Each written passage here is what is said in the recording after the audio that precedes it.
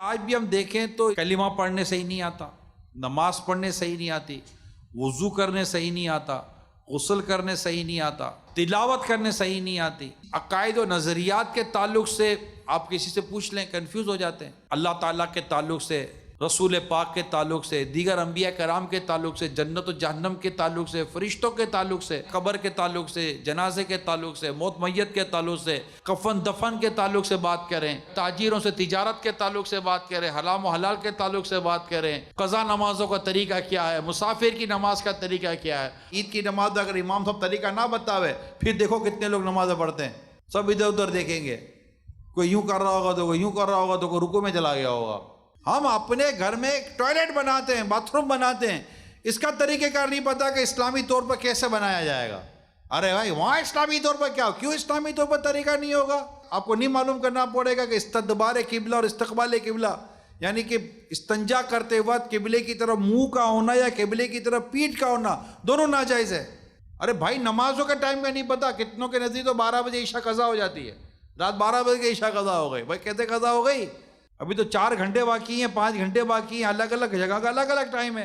अभी अजान बाकी है, अभी वहाँ की अजान बाकी है, खा लो खा लो खा लो, अभी सहरी हो जाएगी। भाई कहाँ से हो जाएगी, वक्त ख़त्म हो गया है। एक अच्छा मुसलमान वो होता है जिसकी दिल की ज़मीन इल्म दीन को जज्ब करती है, एब्जॉर्ब करती है, सीखती है, सुनती है, समझती, अमल करती है। फरमाने मुस्तफ़ा सल्लल्लाहु अलैहि वसल्लम, जिसने इल्म का एक बाब इसलिए सीखा कि लोगों को उसकी तालीम देगा तो उससे 70 सिद्दीकीन का सवाब अता किया जाएगा। अब राय खुदा में बीमार हो गया, रसूल पाक ने राय खुदा में बीमार होने के फजाइल बयान कर दिए। राय खुदा में गर्दो गुबार उड़ रही है, धूल उड़ रही है, क्या करो? आका सल्लल्लाहु अलैहि वसल्लम ने राय खुदा में बदन पर लगने वाली गर्दो गुबार के फजाइल बयान कर दिए, तकलीफों के फजाइल बयान कर दिए, जख्मों के फजाइल बयान कर दिए। इन हदीसों को पढ़ते हैं ना तो अब वो राय खुदा में आने वाली बीमारी हमें घर नहीं भिजवाती, हमें इस्तिकामत दिलाती है कि मैं राय खुदा में बीमार हुआ।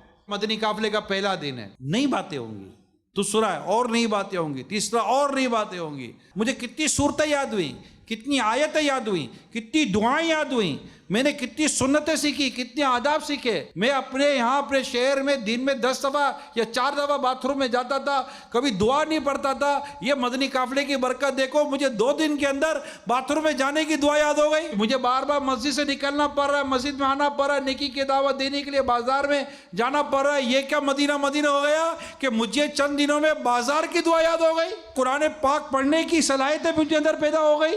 फिर देखना है कि मेरे मदनी काफिले में आने से दीगर मुसलमानों को, आशिक रसूल को क्या फ़ायदा हुआ। मैंने कितनों को नमाजी बनाया, कितनों को मस्जिद में लाया, कितनों को नेकी की दावत दी, कितने बेनमाजी नमाजी बने। इसलिए नीयत बनाते रहें, इल्म दीन हासिल करूँगा, नेकी की दावत आम करूँगा, इल्म दीन सिखाएंगे, सुन्नतें सीखेंगे, सुन्नतें सिखाएंगे और नेकी की दावत की इंशाल्लाह दुमे मचाएंगे।